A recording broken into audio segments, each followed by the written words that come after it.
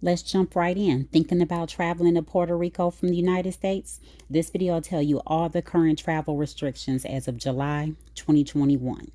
I'll cover a brief summary of what the requirements are to enter from the U.S. into the U.S. territory, Puerto Rico, as well as walk you through exactly how to complete the online forms, what you can expect once you arrive in Puerto Rico, as well as once you're prepared to depart from Puerto Rico in this video. First, I'll tell you just a few of the requirements, which include the fact that you are required to wear a mask at all times. However, I will let you know that this is extremely relaxed. It will be required on the plane. Most people in malls were wearing masks. However, when we were outdoors, there were very few people wearing masks. I walked by at least 20 police officers while in Old San Juan, and not one police officer said anything to me or my family about us not having masks on. So please be prepared to have masks, but know that it is relaxed a bit outdoors. Also, to travel to Puerto Rico from the U.S., you will be required to either show proof of vaccination or provide a PCR or antigen COVID test result that has been completed within 72 hours of when you arrive in Puerto Rico. You can get the test done in the U.S.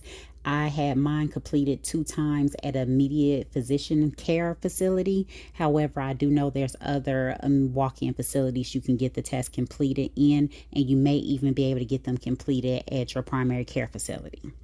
You can also get the test completed in Puerto Rico within 48 hours of arriving there, but if you don't get it done within those 48 hours, you can be fined $300.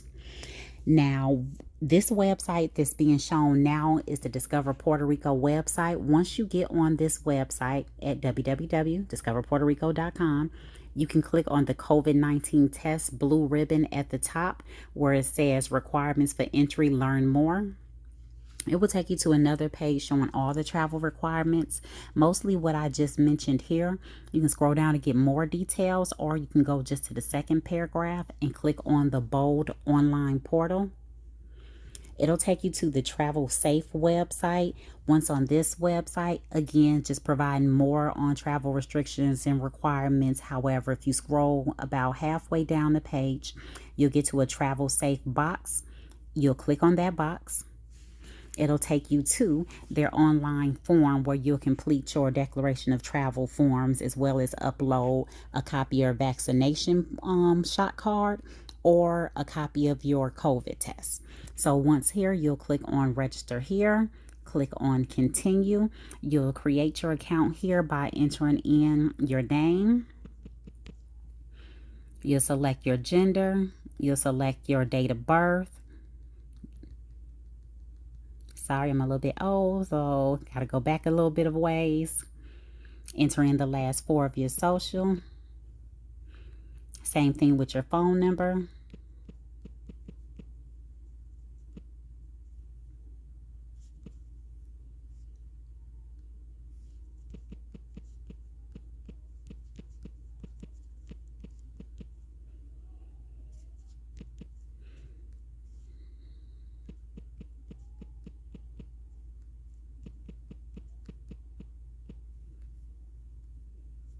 How you'll like to be contacted. I think email or text are probably your best way of going about this.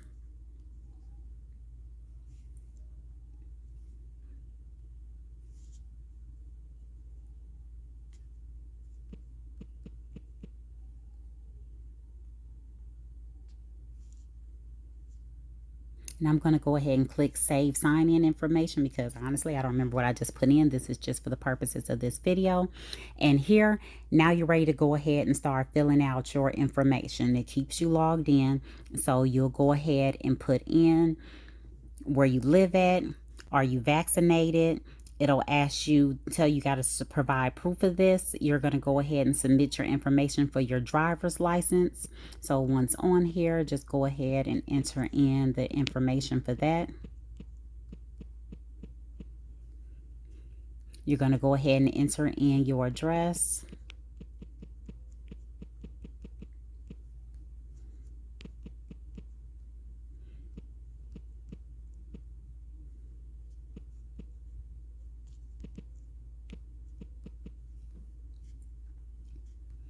Same thing with your zip code. Unfortunately, I don't know a Texas zip code, so I'll enter in another.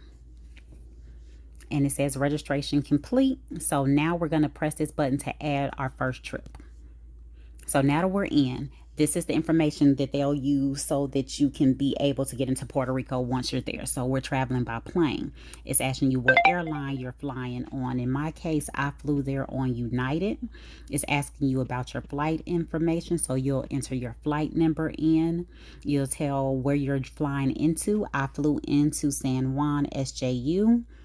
And the date of arrival, since my date is already lapsed, I'll pick a new date of travel. I was there about 4 days, so I'll put in something similar on there. And purpose is leisure, how many days I was there. I mean, they have the dates, but fine. And lodgement place, I stayed in the Airbnb, and I noticed when going through the list, they didn't give me an option for Airbnb. So I scrolled all the way to the bottom and selected other. From here, I selected San Juan again. And then for the address, I stayed in the Airbnb I stayed, so I'll enter in the address of the Airbnb that I stayed in, which hopefully I remember it off the top of my brain here in San Juan.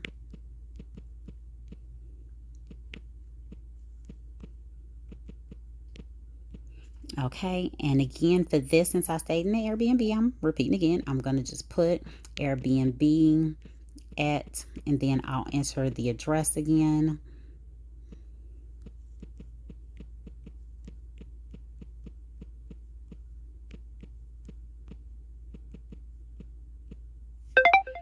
And I'll put by and the name of the owner listed on the Airbnb website.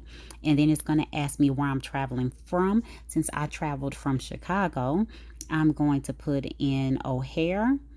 It'll automatically populate the state. And if traveling with minors, keep in mind that you'll have to register for every adult traveling with you. However, if you're traveling only with minors, you can put everyone on this one registered person. In my case, I traveled with my family of 7, which included 3 adult teenagers, and my way of saying it, there were like 2019 and 18. So I had to create a separate account for each of those. Then me and my husband each had to have a separate account, but I put my 2 minors up underneath my registration. So I had to complete a total of 5 different accounts being set up. But in this case, I'm just going to show you just how I completed mine with my 2 minors on it. Well, let's say 1 in this case. So I'll click yes, and then they'll ask me 3 questions about COVID. Have I been exposed, been at any other address within 14 days? Hit continue. Now they're going to ask me information about my child. So I'm going to put in that information here. And then I'm going to put in the date of birth here. Now, if your child is over 18, then when you get far enough back in the date, you'll notice that everything is grayed out because that kid's over 18, they can't be entered in. So I'll put in a date for under 18 since they're minor, the sex, and if they lived at another address. Even if they did stay at another address, say they stay with their dad or their mom, not with you. In my case, I went ahead and just clicked yes, even though, well, no, even though one of my kids do stay with their father. And then they'll give you 5 options. I've been fully vaccinated. I have already gotten vaccinated, and it's within 3 days of me traveling. I've had COVID before within the last 90 days, so can't be tested. I'm exempt from needing to be tested, or I'll get tested in Puerto Rico within 48 hours of arriving. In my case, my child has been fully vaccinated. So I click yes for number 1. It'll take me to these requirements, which just basically state that you have been it's been at least 2 weeks since you received your last COVID test, the second shot, or if you got single dose, that only shot. I'll hit yes to accept. Though in my case, that was not true. When I traveled, it had not been 10 days, full 2 weeks yet. I'll explain more about that in a moment. So once you scroll down, it'll ask you about your vaccine. I'm going to enter in that it was Pfizer, when the first test was taken, and when the second dose was received. And then I'm going to attach a copy of the card. Since I'm using my phone, I'll search for the picture that I took on my phone, go ahead and select it, and then add it on. and it did not take. So let's try it again and hope that it works this time. It is not letting me add people. There we go. Maybe because I was just randomly uploading the document and it probably wasn't a JPEG or one of the other allowed documents. So make sure that your ending of your document is a form that's allowed for you to upload. In this case, I'm randomly attaching a document I have saved. So I'll scroll past the other options I didn't choose. Since I'm not going to enter any other kids, I'll hit continue. It'll ask me about myself now. So I'm going to go ahead and scroll back up, and it's asking me about myself now. And I'm going to put that I am fully vaccinated. Please know that I intended to be fully vaccinated. I'm going to hit accept before this trip, but I got sick after getting the first dose and decided to wait till I was feeling better to get the second shot, which only put me out 10 days. But there was no option in here available that accounted for that. That yes, I've been vaccinated, but it hasn't been 14 days, so I'm gonna go ahead and get the test. So instead, I went ahead and just said, yes, I've been fully vaccinated. I selected I got the Pfizer. I selected when I got the first dose. But for the second dose, I was honest and said when I got that first test, which was less than 14 days away. Then I went ahead and still uploaded a copy of the actual shot, the vaccine card that I got that showed that it had been less than 14 days. And I went ahead and clicked continue. I went ahead and acknowledged that, hey, I'm being honest and truthful here. All the information I put it in is the truth, so don't prosecute me. And it gives you the code. You can save this code, and in my case, it downloads it, and I can go ahead and open this document, and it's just going to show me here this code. However, this is not really the best form to use. The best thing to do is to go back to the main menu, click on manage trips, and then click on the fully vaccination. And you want this form that is showing you below the barcode the trip details, as well as your name and any of the minors that's traveling with you. And you want to print this off and take this to the airport with you. Now, they do give you the option to fill out this form once you get there. You really, really, really don't want to do that. It will be so much easier if you do this. Once you print this off, you go ahead and now it's time to travel. You get on your flight going to Puerto Rico. You'll have no problem leaving whatever state in the United States you're going from. You'll go to your boarding, to your gate as normal without having to clear customs or do anything. Once you get into Puerto Rico and you get off the plane, you'll do the same thing. You'll go collect your baggage as you normally would.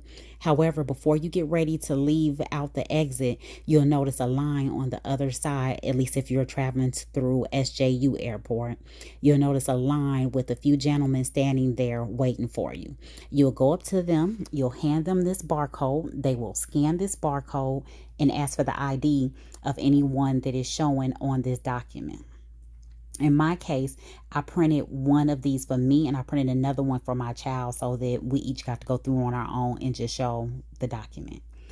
So you'll show this document, you'll show your ID, they'll scan this document and they'll say, okay, you have a great day, see you later, and you leave the airport. As I said, I had not been vaccinated the full 2 weeks. It had only been 10 days. They didn't ask me for proof of, any other vaccination or question the fact that it hadn't been 14 days. I did go get a COVID test just as a backup in case they did question it. They didn't even ask me for it. I do not recommend that you risk it all and go over there knowing that it hasn't been 14 days. If that's your case, do get the test just in case. You don't want to be sent back. I've been in a situation with Colombia where a friend of mine was not allowed into Colombia because they questioned her documents she had for her test and they sent her back. So please don't just risk it all. Just be on the safe side. But know that they are rushing people through, and it is a possibility that they are not even going to look at your documents other than this form when you pull it out. However, if you forget these forms, if you don't have a computer, whatever the case is, and you just didn't have the opportunity to do so, they'll go ahead and wave you off to the side where there's a bunch of other people lined up waiting to speak to someone to enter their information in. I don't know how long that process takes because I was in and out of that line within about 5 minutes. Never had to wait to see what they had going on. Once returning to the airport to leave from Puerto Rico, it's even easier. When you first come into the airport, I threw back on American. When we walked in through the American entrance, off to the right, there were a few officers standing over there to scan your luggage. They scanned the carry-on and the checked bags, x-rayed them, put a yellow sticker onto all the bags. We proceeded to the kiosks to print out our boarding passes. Unfortunately, I used a credit I had through Expedia, and they entered my son's date of birth wrong and had him listed as a minor. So I did have to go to the counter to get his information corrected. So once corrected, I handed them my bags. They threw them onto the conveyor belt. We went through security and were at the gate within an hour of arriving at the airport with 7 people. Once we got on the plane, we flew back into O'Hare and we collect our bags and left the airport without having to show any proof of ever being in Puerto Rico once we got back into the regular U.S. states. So this process is pretty painless and simple. But if you have any questions or you're concerned about anything, please feel free to leave a comment and I'll try to respond to any questions seen below. If you found this video helpful, please go ahead and hit the like button. Thank you so much, and I hope you enjoyed the video.